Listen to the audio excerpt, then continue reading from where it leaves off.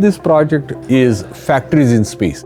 Space is becoming much more democratized. If we are democratizing space, we will be operating in space. If we're going to operate in space, we will need factories in space. So students thinking about examples. Hey, how am I going to build semiconductor crystals and electronics in space?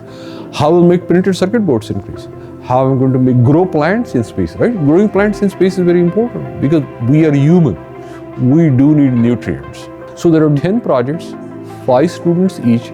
Lego became invention tool to bounce off idea, assemble it together. It was a team building process all the way, modularity, how the design would come together. So that provided a very powerful platform for ideation of this.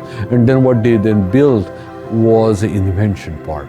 Each project truly had a uniqueness in itself. I think what impressed me the most, it gave them a platform to learn about manufacturing on Earth in contrast to the manufacturing in space. That was important to learn. I want my next generation and the generations after that to operate in space, to be in space, to use space as extension of Earth, new experiments, new discoveries, make new products that are going to help us to live in space longer and bring them back to Earth also to benefit Earth.